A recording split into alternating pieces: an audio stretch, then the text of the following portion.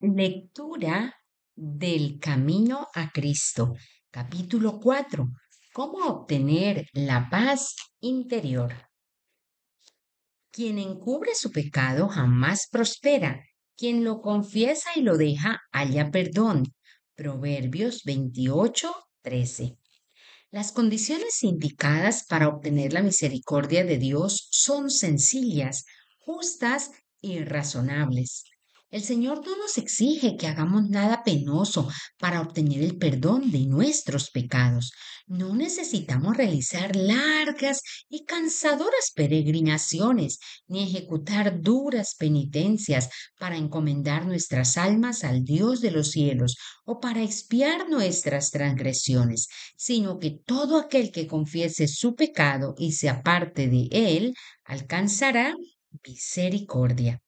Santiago apóstol dice: confesaos unos a otros vuestros pecados y orad unos por otros para que seáis sanados. Lo dice Santiago 5:16. Sí, confesad vuestros pecados a Dios, el único que puede perdonarlos, y vuestras faltas unos a otros. Si has dado motivo de ofensa a tu amigo o vecino, tienes que reconocer tu falta y es tu deber perdonarte con buena voluntad. Entonces, has de buscar el perdón de Dios, pues el hermano a quien ofendiste pertenece a Dios y al perjudicarlo, pecaste contra su Creador y Redentor. La causa es presentada al único y verdadero mediador, nuestro gran sumo sacerdote, quien tentado en toda, de la misma manera que nosotros, aunque sin pecado, puede compadecerse en nuestras debilidades. Lo dice Hebreos 4:15, y limpiarnos de toda mancha de iniquidad. Los que no han humillado su alma delante de Dios y no han reconocido su culpa, no han cumplido todavía la primera condición de la aceptación. Si no hemos experimentado ese arrepentimiento del cual nadie debe arrepentirse, y si no hemos confesado nuestros pecados con verdadera humillación de alma y quebrantamiento de espíritu, aborreciendo nuestra iniquidad, no hemos buscado verdaderamente el perdón de nuestros pecados. Y si nunca lo hemos buscado, no hemos encontrado la paz de Dios. La única razón por la cual no obtenemos la revisión de nuestros pecados pasados es que no estamos dispuestos a humillar nuestro corazón ni a cumplir las condiciones que impone la palabra de verdad. Se nos dan instrucciones explícitas en cuanto a este asunto.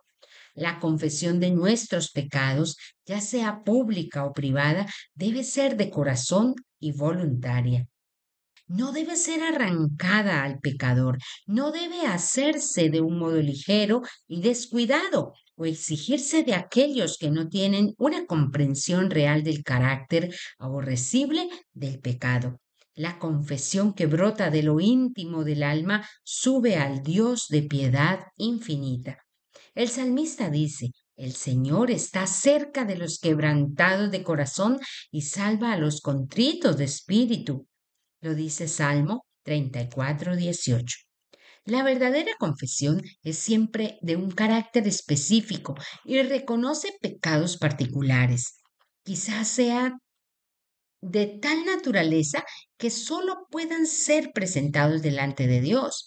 Pueden ser ofensas que deban confesarse individualmente a los que hayan sufrido daño por ellas. Pueden ser de carácter público y en este caso deberán confesarse públicamente. Ahora bien, toda confesión debería ser definida y directa, reconociendo de modo específico los pecados de los que uno mismo sea culpable. El ejemplo de Israel. En los días de Samuel, los israelitas se alejaron de Dios. Estaban sufriendo las consecuencias del pecado, pues habían perdido su fe en Dios, así como el discernimiento de su poder y de su sabiduría para gobernar a la nación, y no confiaban en la capacidad del Señor para defender y vindicar su causa. Se apartaron del gran gobernador del universo y desearon ser gobernados como las naciones que los rodeaban.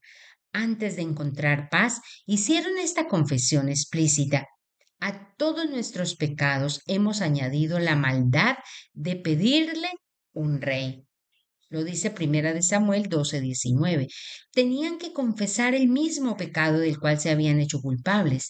Su ingratitud oprimía sus almas y los separaba de Dios.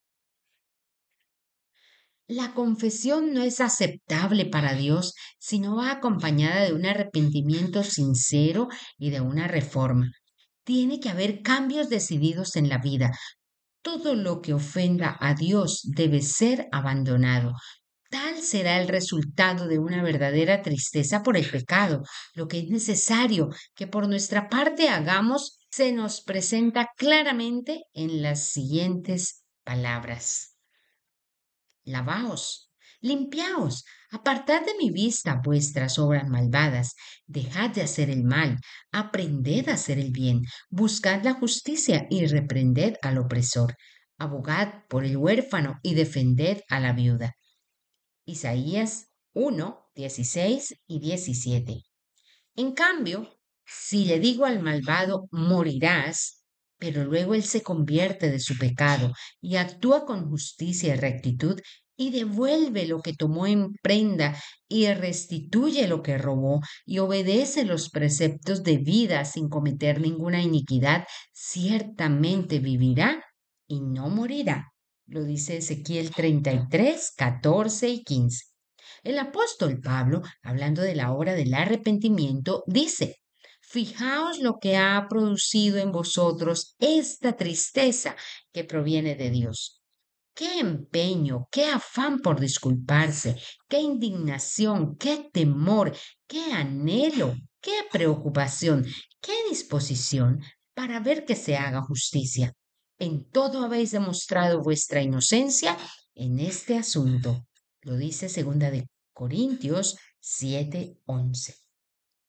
El pecado, al adormecer la percepción moral de quien obra mal, le impide discernir los defectos de su carácter y darse cuenta de la enormidad del mal que ha cometido. A menos que se rinda al poder convincente del Espíritu Santo, el pecador permanecerá parcialmente ciego a su pecado. Sus confesiones no son serias ni sinceras. Cada vez que reconoce su culpabilidad, añade una disculpa a su conducta, al declarar que si no hubiera sido por ciertas circunstancias, no habría hecho esto o aquello que se le reprocha. El ejemplo de Adán y Eva. Un sentimiento de vergüenza y terror embargó a Adán y Eva después que hubieron comido de la fruta prohibida. Al principio solo pensaban en cómo podrían excusar su pecado y escapar a la temida sentencia de muerte. Cuando el Señor les preguntó por su pecado, Adán respondió echando la culpa en parte a Dios y en parte a su compañera. La mujer que me diste por compañera me dio de ese fruto y yo lo comí. La mujer echó la culpa a la serpiente diciendo: la serpiente me engañó y comí. Génesis 3:12 y 13. ¿Por qué hiciste la serpiente? ¿Por qué permitiste que entrara en el Edén? Estas eran las preguntas implicadas en la excusa que dio por su pecado, haciendo de este modo responsable de su caída a Dios. El espíritu de justificación propia tuvo su origen en el padre de la mentira y lo han manifestado todos los hijos e hijas de Adán. Las confesiones de esta clase no son inspiradas por el Espíritu Divino y no serán aceptadas por Dios. El arrepentimiento verdadero induce al hombre a aceptar su propia culpabilidad y reconocerla sin engaño mi hipocresía. El espíritu de justificación propia tuvo su origen en el padre de la mentira y lo han manifestado todos los hijos e hijas de Adán. Las confesiones de esta clase no son inspiradas por el Espíritu Divino y no serán aceptadas por Dios. El arrepentimiento verdadero induce al hombre a aceptar su propia culpabilidad y reconocerla sin engaño ni hipocresía, como el pobre que no osaba ni aún alzar los ojos al cielo, exclamara: Oh Dios, ten compasión de mí, que soy pecador. Lucas 18:13. Los que reconozcan así su culpabilidad serán justificados, porque el Señor Jesús presentará su sangre en favor del alma arrepentida. Los ejemplos de arrepentimiento y humillación genuinos presentados en la palabra de Dios revelan un espíritu de confesión que no busca excusas por el pecado ni intenta su propia justificación. El apóstol Pablo no procuraba defenderse, sino que pintaba su pecado con los más oscuros tintes. Tampoco intentaba atenuar su culpa con la autoridad de los jefes, de los sacerdotes. Metí en la cárcel a muchos de los santos y cuando los mataban yo manifestaba mi aprobación. Muchas veces anduve de sinagoga en sinagoga, castigándolos para obligarlos a blasfemar. Mi obsesión contra ellos me llevaba al extremo de perseguirlos, incluso en ciudades del extranjero. Lo dice Hechos 26, 10 y 11. Él mismo declaró sin vacilar: Cristo Jesús vino al mundo a salvar a los pecadores, de los cuales yo soy el primero. Primera de Timoteo 1:15. El corazón humilde y quebrantado, enternecido por el arrepentimiento genuino, apreciará algo del amor de Dios y del valor del sacrificio del Calvario. Como el hijo que se confiesa a un padre amoroso, el que esté verdaderamente arrepentido presentará todos sus pecados delante de Dios. Escrito está: si confesamos nuestros pecados, Dios, que es fiel y justo, nos los perdonará y nos limpiará de toda maldad. Primera de Juan 1:9.